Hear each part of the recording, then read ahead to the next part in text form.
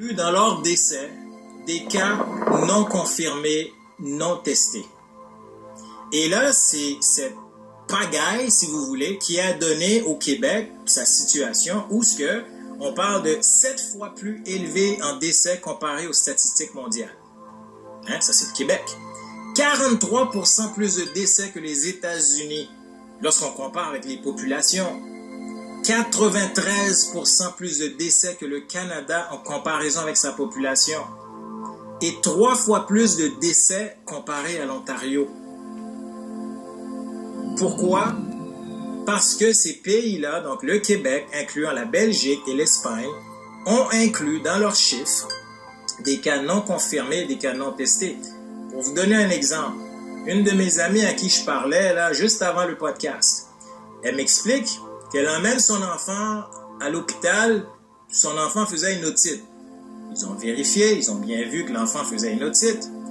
Et là, elle regarde le papier écrit COVID. Elle dit, attends une minute, mon enfant a une otite, je vois bien que c'est une otite. Ouais, mais ça s'apparente quand même aux symptômes du COVID, puis c'est la procédure, il faut écrire COVID. Ça a terminé avec un COVID. Malgré que la mère a bien insisté pour leur dire, ben non, je ne veux pas avoir un COVID sur le papier, on le voit bien que c'est une otite. La procédure, c'est de marquer COVID.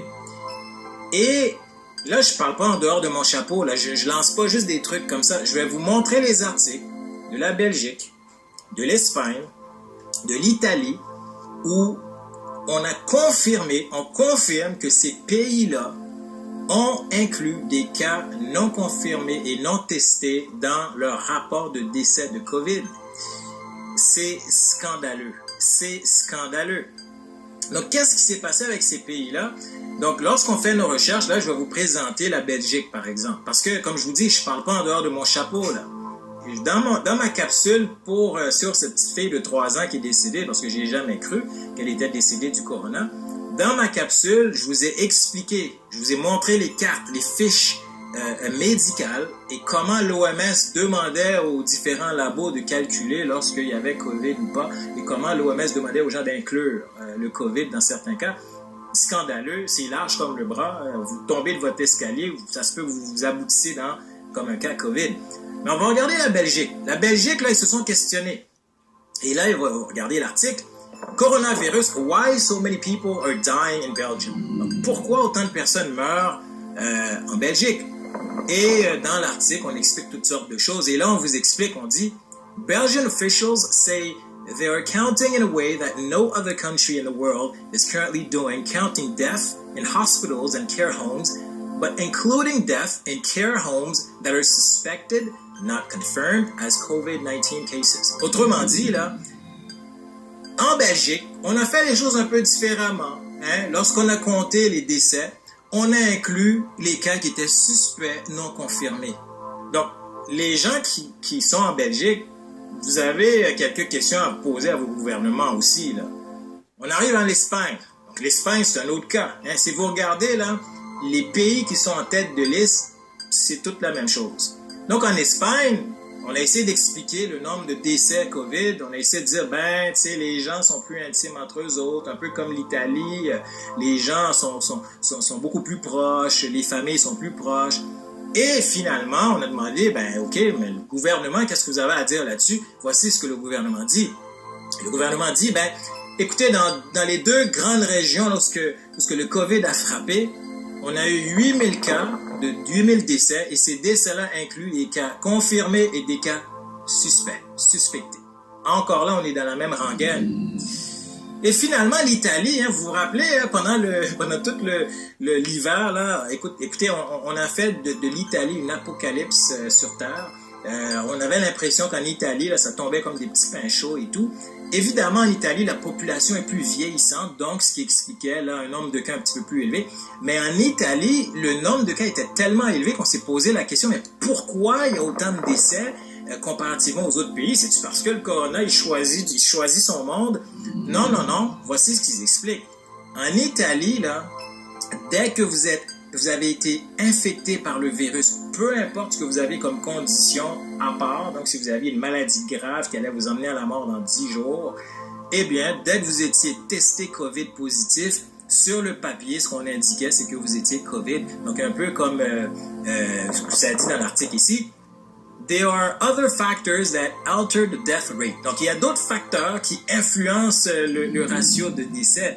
Et ça le dit ici, un d'entre eux, ce que les docteurs expliquent, one of them is what doctors actually count as a COVID-19 death. At first, it might be simple enough.